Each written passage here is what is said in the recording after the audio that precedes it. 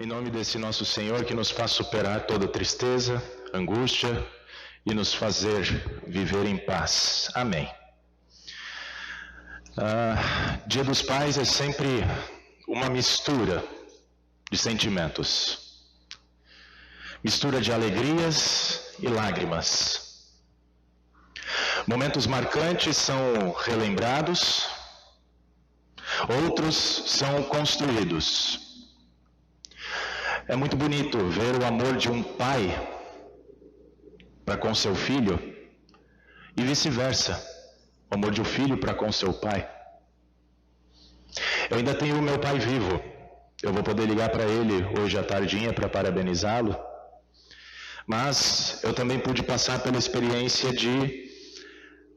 da partida do meu sogro junto do Pai Celeste.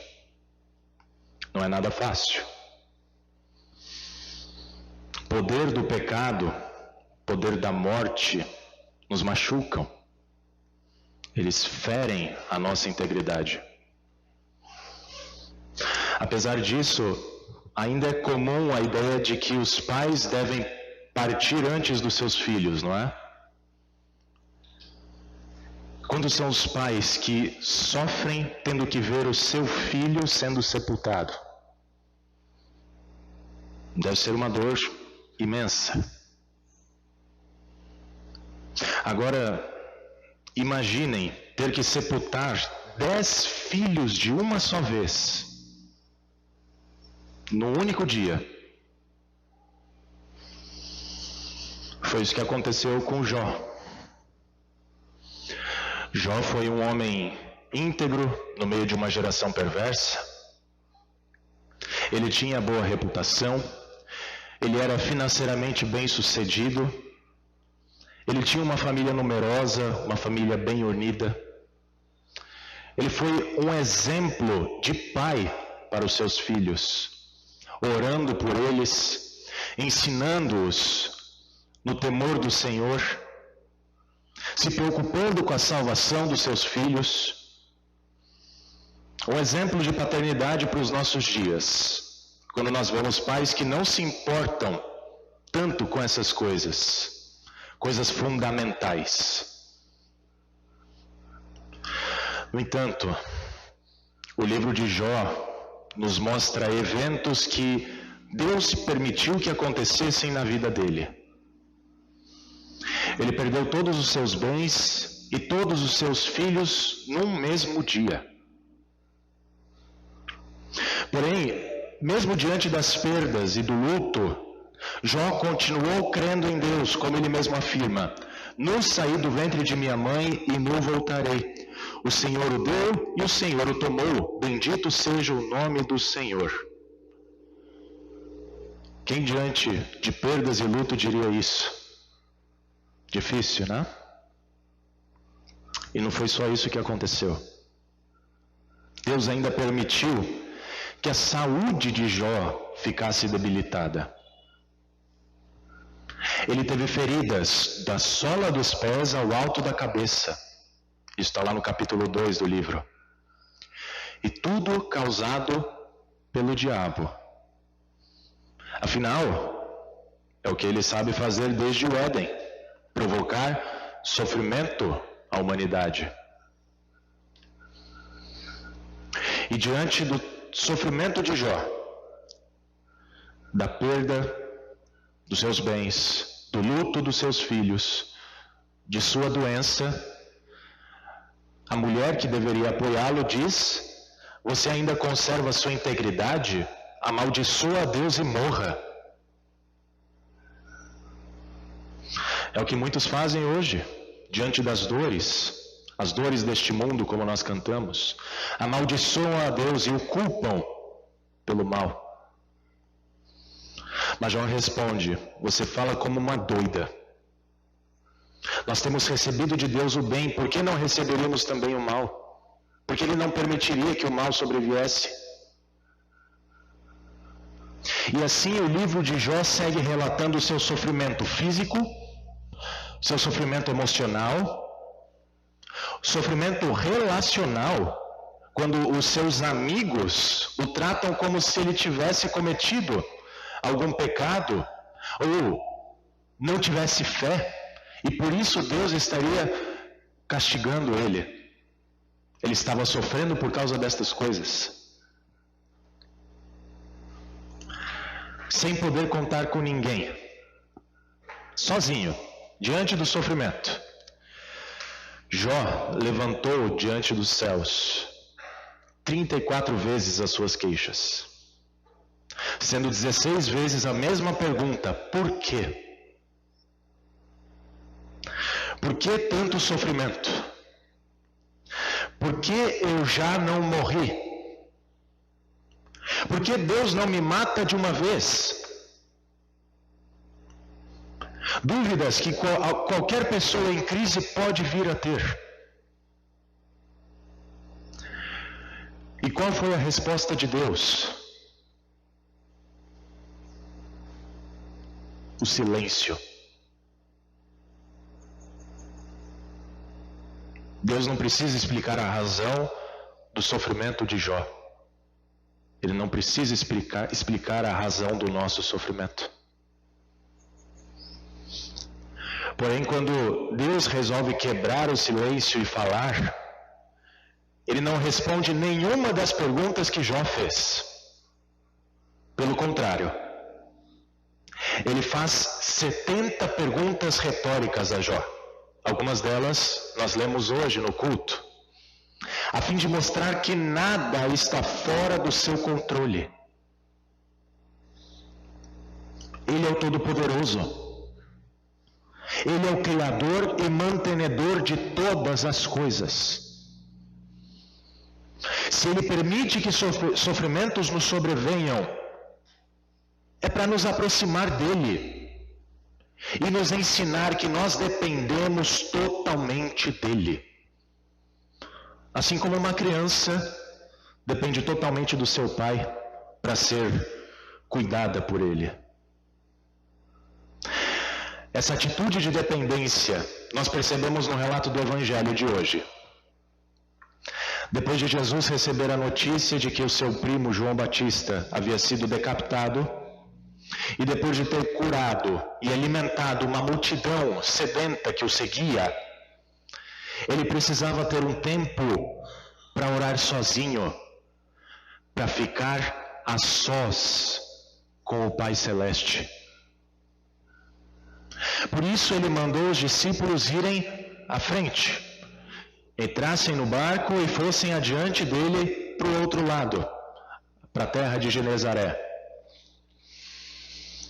Jesus, em toda a sua humanidade, dependia do Pai e confiava que Ele cuidaria de tudo. No entanto, não seria uma viagem tranquila para os discípulos de Jesus. Muito pelo contrário. O barco estava sendo açoitado pelas ondas, porque o vento era contrário.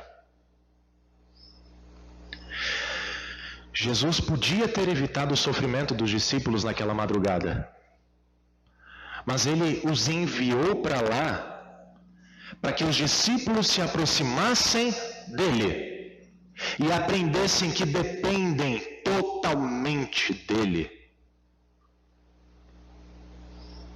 De madrugada, entre 3 e 6 da manhã, Jesus foi até onde eles estavam, andando sobre o mar. Nenhum ser humano é capaz de fazer isso, a não ser que seja o próprio Deus. Os discípulos, porém, vendo-o andar sobre o mar, ficaram apavorados e gritaram: é um fantasma. Mas Jesus imediatamente lhes disse: coragem, eu sou, não tenham medo. E aqui está implícita a divindade de Jesus. Ele é o eu sou. Ele é o Todo-Poderoso. Assim como o Pai é Todo-Poderoso. Ele conhece todas as coisas e sabe o que nós necessitamos antes mesmo de nós pedirmos. Ele é a imagem do Deus invisível, por meio de quem todas as coisas foram criadas, nos céus, na terra e no mar. E lá estava ele andando sobre o mar que ele mesmo havia criado. Então Pedro disse: se é o Senhor mesmo, mande que eu vá até aí andando sobre as águas. Jesus disse: venha. Porém, reparando na força do vento, teve medo. E começando a afundar, gritou: salva-me, Senhor. E prontamente Jesus, estendendo a mão, o segurou e disse: homem de pequena fé, por que você duvidou? Interessante que Jesus não fala que Pedro afundou por falta de fé. Tanto que chama Pedro de homem de pequena fé. Mas Pedro afundou por ter duvidado. A exemplo de Jó e Pedro, quem somos nós para dizer que nós nunca duvidamos de Deus? Ou nunca nos questionamos: por que está acontecendo isso comigo, Senhor? Se tentarmos buscar respostas em nós, entraremos em crise existencial, como Jó entrou. Se focarmos nos ventos contrários e nas ondas, nós ficaremos em pânico, como Pedro, e afundaremos. Mas se olharmos para Deus e fixarmos os nossos olhos em Cristo, nós ouviremos o Todo-Poderoso dizer: por que duvidas se eu estou contigo? Não temas, eu sou o teu Deus. Eu sou aquele que estende a mão e te salva. E para demonstrar isso, Jesus e Pedro entraram no barco e o vento cessou. Em outras palavras, o Todo-Poderoso restabelece a ordem da criação e a seu tempo livra os seus do sofrimento. E isso não depende do tamanho da nossa fé, mas da ação graciosa de Deus em nossa vida. Com isso, nós percebemos como é o agir de Deus. Ele não promete nos poupar do sofrimento, mas Ele promete nos acompanhar em meio ao sofrimento. O próprio Jesus não foi poupado do cálice, porque esta era a sua missão: sofrer o castigo do Pai no lugar da humanidade pecadora, a fim de vencer o mundo, vencer o diabo, vencer o pecado e a morte, para nós termos bom ânimo de que há uma esperança de salvação, uma salvação eterna para todo e qualquer tipo de sofrimento. Como diz Paulo em Romanos 8, aquele que não poupou seu próprio filho, mas o entregou a todos nós, não nos concederá graciosamente com ele todas as coisas? É claro que sim. E por isso, na leitura de hoje, de Romanos 10, Paulo escreve: todo aquele que invocar o nome do Senhor será salvo. E o nome do Senhor não é outro senão Jesus. Se com a boca confessarmos Jesus como Senhor e em nosso coração crermos que Deus o ressuscitou dentre os mortos, nós seremos salvos. Porque foi Ele quem estendeu as suas duas mãos na cruz para nós sermos libertados do poder do pecado, do poder da morte, a fim de nos reconciliarmos com o Pai. É essa mesma mão que Ele estende a nós hoje, para crermos que Deus é o Todo-Poderoso, Ele é o Todo-Poderoso. Ele criou os céus e a terra, Ele sustenta todas as coisas pela palavra do seu poder, ou pelo poder da sua palavra, e com a sua poderosa mão dirige o nosso destino por todos os dias. Conta a história que quando Albert Einstein veio para as Américas, depois do seu sucesso com a teoria da relatividade, um repórter perguntou à esposa dele o seguinte: a senhora compreende a complexa teoria da relatividade pela qual seu marido é tão famoso no mundo? E ela respondeu o seguinte: não, eu não compreendo a complexa teoria da relatividade pela qual meu marido é tão famoso no mundo, mas eu compreendo o meu marido. Infelizmente, nós não vamos compreender tudo o que Deus faz, mas podemos compreender quem é Deus. Ele é o nosso Pai. É o Pai que estende a sua mão por meio do seu Filho, que veio ao nosso encontro para nos salvar. Essa mão é estendida em nossa vida quando os pastores derramam água sobre a cabeça das pessoas, para nós sermos revestidos de Cristo e renascermos no Espírito Santo.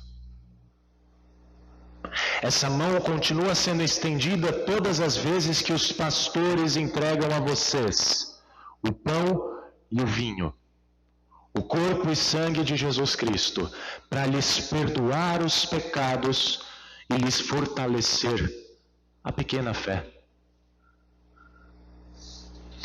E assim, perdoados, crendo em Jesus Cristo, nós esperamos pelo dia em que o Pai nos estenderá a mão